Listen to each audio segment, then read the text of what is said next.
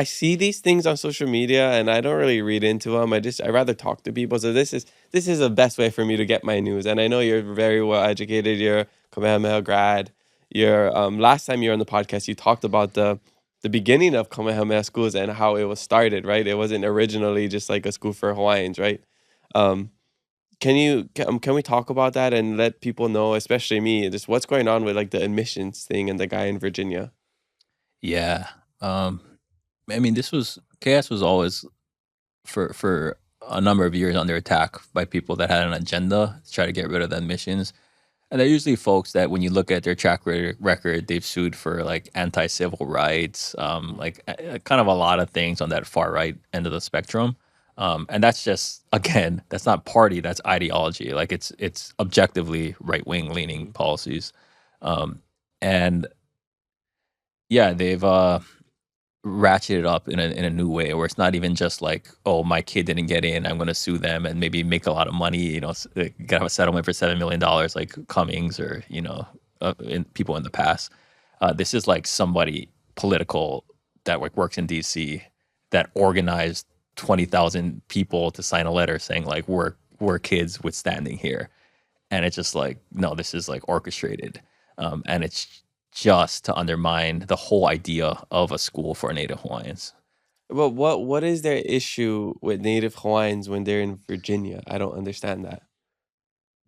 I mean, their argument is they want everything to be based in meritocracy, right? Which What is sounds great. meritocracy? It means you earn whatever you get in life Mm, based on your talents and skills hmm. and how much work you put in. Okay, so nothing's given. Nothing's given. But when you look at how schools actually have done their admissions over the years, legacy admissions, George Bush getting into Yale, Hmm. even though he's kind of not the smartest guy, it's because your dad was there, right? It's nepotism and When stuff. and it doesn't even. It's just like if you talk to anyone successful, it's not even like throwing shade at them. It's like, Mm, how'd you get there? It's like there's always some element of luck, or like, mm, oh, there's this one guy. It's all about relationships. They all say it's all about relationships. hmm. Now, what does that mean? It means like relationships with who? With poor Hawaiian kupuna, Hmm. or like rich dudes who are generally, because of like the history of America, like older white guys. And how do you get relationships with those guys? Yeah. On the golf course, like, certain circles. So that's how like admissions have worked historically as well. So especially when you talk about these schools, they didn't even let women in or people that weren't white in until like the 50s or 60s. So then what does legacy admissions mean then? Like, how does your parents going to be like, if a brown parent wouldn't pass it on. So like they want to go back to that system. They think that system is more fair. So it's like meritocracy sounds great, but like, what are you starting from? And like, what is the point of KS? It's Hmm. actually like make things more fair, because like Punahou and stuff wasn't necessarily. I mean, they're a lot better now, but they Hmm. weren't really set up for working class Hawaiians. Okay. Is this true? And I don't know if I've said this on a podcast. I've heard it. I don't remember.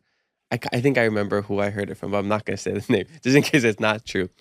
But they said Kamehameha was, a school for Hawaiians, and then Punahou was mad, or people were mad that there wasn't a school, or there's a school for only Hawaiians, so they made Punahou another private school for all the Howleys.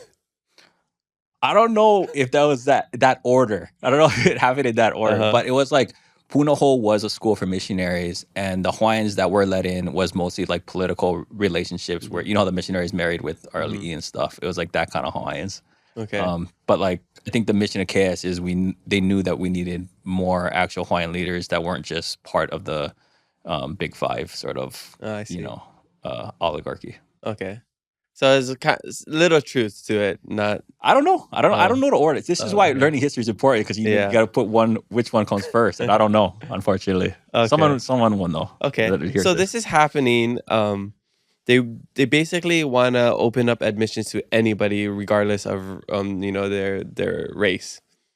Is that race? Is that the right? Yes. Okay. Um, and I remember when I was in high school, I remember there was this one kid that got into Kamehameha, right? Yeah. Because the mom was complaining or something, Yeah. and Braden. oh, okay, you know who that is? Yeah. There was a couple guys. There's one on Maui too that was. So is this similar to that time, but just on a bigger scale? Because do they let people who aren't Hawaiian in Kamehameha at this point? They do. So there's something called affirmative action law that KS had to argue that they're affirmative action. And that requires, one of the few requirements is like no absolute bar, which means you can't be 100% Native Hawaiian. So they always let in a few. They also have the preschool that's not for just Hawaiians too, so they could argue like that's part of it. But what this group did is they tried to eradicate affirmative action completely through their lawsuits and, having a friendly Supreme Court to them. So they went after Harvard first and they won that. And now they're using that precedent, that established law from that case to come after KS. So it's a little different. Like it's harder to use like affirmative action now as like, because like it doesn't exist in the same way because of the same group. So I don't. Okay, but I it's a little technical, but yeah. I'm also not a lawyer. It's just no. I love your mana'o. So mahalo for sharing. What do we have to do here? We're a little island in the middle of the Pacific, most isolated living spot in the world. Why do these people who aren't living here like have an issue? It's like I don't go to your house and tell you what to do, right? I don't tell you, hey, put your slippers back on and walk around the house with your dirty shoes, Like, why are people coming at us? I don't understand it. That's a good question, man. I think it's just the mentality, the colonial mentality. I think they see an institution like KS that has billions of dollars, that has a lot of land, and frankly, power because of that. And they see them not conforming to like the, corporate American way of doing things, kind of taking it their own direction. And let's be real, KS has been becoming more and more Aina-based, more and more rooted in Olelo and our culture. And it's not shocking to see certain folks viewing that as a threat. So they're not right-winged, they're white-winged. Yeah, well, maybe. I mean, to me, there's a reason why that diversity is not a feature of that side. It's so I don't understand it enough to have like an intelligent response. I just know like I'm always same with I'm gonna stand with my people. Yeah, exactly. I mean, I think just to preface, like I think I went upset with people when I said like right is white, because it's not. But when you look at Trump, people are like, that's right wing. He's not necessarily right wing. When he actually ran to the left of the Republican Party, he ran against hedge funds. I remember him saying that. Wall Street, he said they're ripping us off. He said no more foreign wars, like stop wasting all that money. And what else did he say? Oh, like these corporations are corrupt and all that. They're corrupting our government. And that's all left wing stances. Those aren't free market Republican stances. Tariffs, not. I don't know if that's left or right, but it's like nationalist. So he basically turned the Republican Party to a nationalist party that, as a Hawaiian, nationalism doesn't sound that bad. Now, when it's American nationalism, it gets kind of weird. It gets into like the Nazi territory, right? But like, I think that's what drew so many Hawaiians to Trump. They're like, oh, bro, he's like, he talks about America the same way I talk about Hawaii. That patriotism. Yeah, which is Aloha America first. But for us, it's like Aloha. And to me, that's why I have a lot of empathy. I don't like write off Trump voters, because a lot of them are like more closely aligned to my views than I think a lot of people give them credit for. And to me, that comes from like when I first ran for office, it was a white district, and I just knocked on doors. And when you actually knock on doors, like thousands of doors, you realize like people aren't that political. First of all, they're just doing their day-to-day life, and like they have mixed views, and you can just talk to them.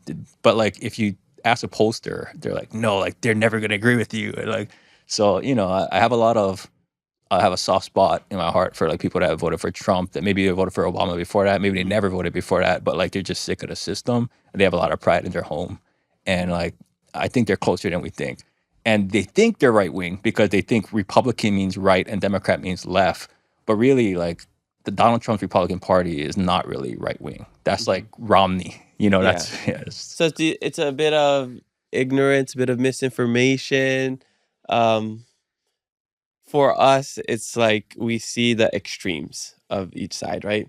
So we easily categorize this. If somebody's doing this, you are left. If somebody's doing this, you are right, because we only see the extremes, right? Yeah, so we don't know the little nuances in between. Oh, I'm like, so I asked them like, what is left then? If you think that's right, and they go, oh, that's like trans folks in sports. I'm like, that's not really like left wing. Like, left wing is like, do you think workers should have more power in a corporation? Do you Mhm. believe like unions are sometimes needed to fight back against like big corporate power? Like that's left wing. Like it's a different. People are just not quite. I think they're fed a lot of lies.